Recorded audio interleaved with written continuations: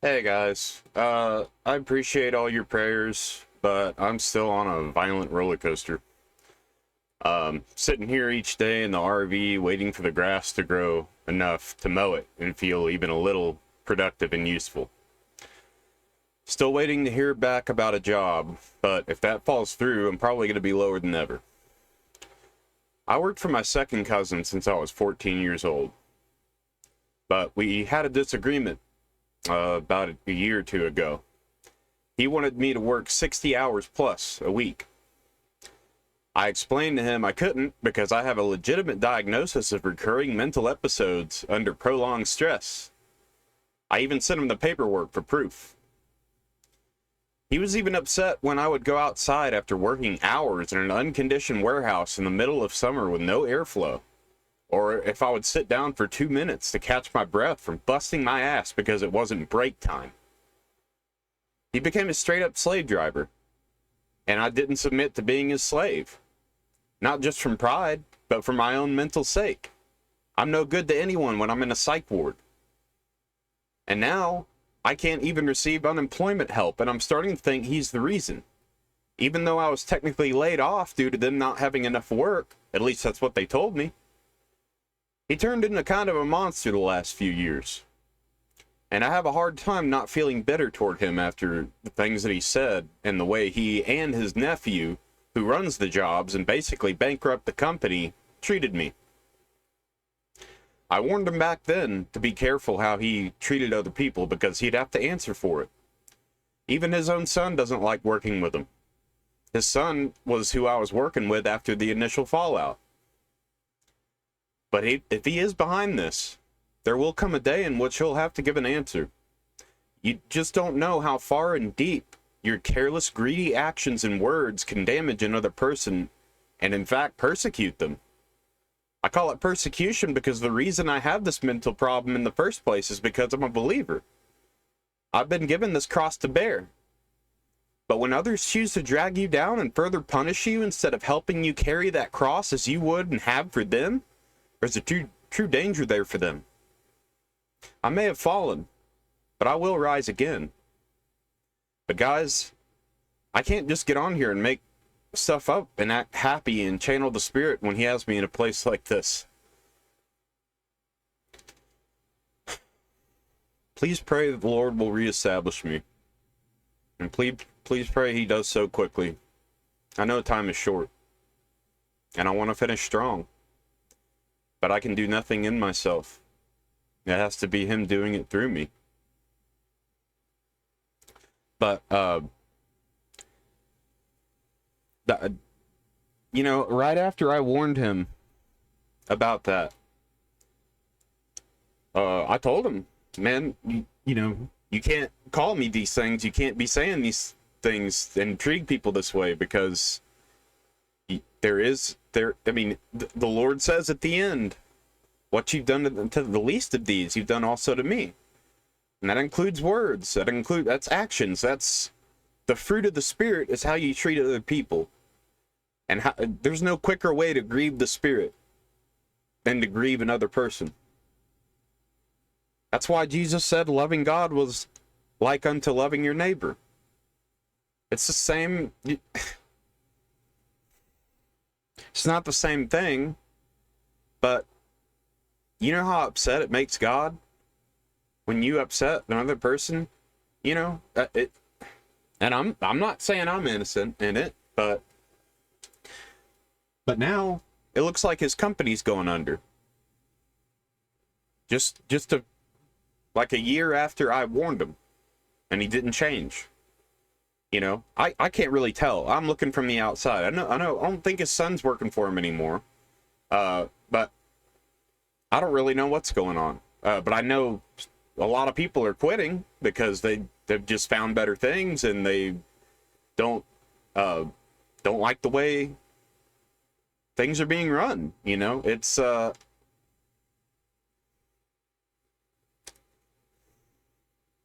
ship sank, or it's sinking, or it's not, and that's just what people are telling me. I don't know what to believe anymore. But guys, I'm trying to hang in there. I really am. I'm sorry, I'm not able to. I just don't have it in me to put up regular stuff right now. And you know, even when we were on live last night, I just felt like I didn't even belong there. Like in the state that I'm in, like I don't really have much, if anything, to contribute. Like I just don't.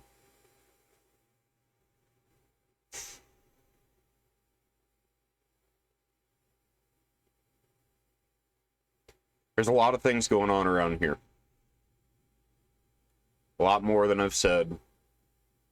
This is just a little piece of it that put me in this situation. And I knew if I ever, you know, I moved out here partially for the job. And I knew if I ever lost it or it went under or something happened, I'd be in trouble. Because out here, they're few and far between. You usually have to know somebody to get hired on somewhere, unless it's like a fast food restaurant that minimum wage, you know, can't even live off of. So, but I did apply with a city that I'm actually living in. So if I get this job, it'll be right down the street, and it's at a golf course. And I've always wanted to work at a golf course. It would be like maintaining the course, like I like to maintain the land out here, you know, in my free time. So it'd be perfect for me, and it's part-time, so I'd be able to ease into it, you know.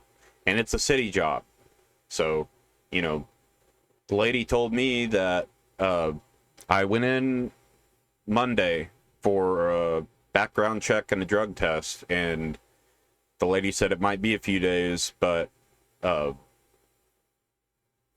she would coordinate a meeting with the mayor and I, because apparently he likes to meet everybody personally who gets hired within the city or for the city. So it would be a good gig, but I just, you know, maybe the Lord has people for me to witness to there. I don't know. That's usually how it goes.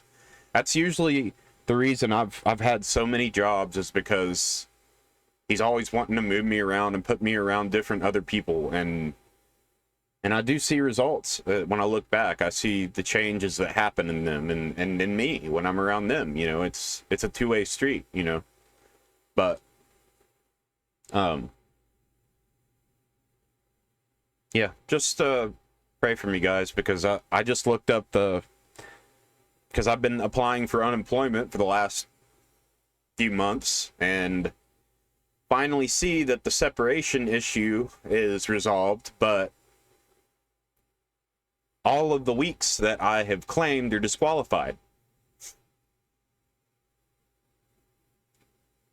Even this week, I just sent the weekly claim in this morning, and 5 minutes later, disqualified for reasons of work search. And I filled out all 3 of the work searches, and they were legit. And I'm like, so if I don't get a call by from the city today, I'm gonna have to call unemployment and schedule a call for tomorrow, because that's the only way you can get a hold of them, is call them after 5 p.m. and give them your name and number and all that, and then they'll call you at some point the next day. It could be in the morning, could be in the, you know, before 5 p.m., but they'll try to call you one time, and if you miss it, oh well.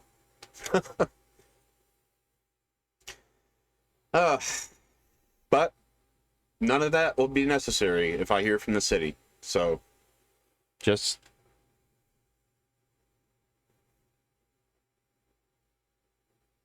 yeah. So that's my video. Love you guys, and I'll try, you know, as the Lord leads and gives, you know, I won't hold back. He knows I won't. But at a time of confusion and not really knowing what the hell I've been taught is true, you know? I mean, it's already all on my YouTube, so I'm like, I really hope I'm hearing from the right thing, you know? But time will tell. He's lifted me out of the pit many times before. It just usually takes some time, and I never know how long it's going to be.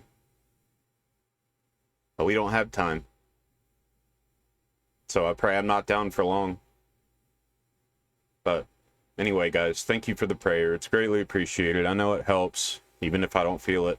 Even if I don't feel like it does. That may be why I'm having the roller coaster.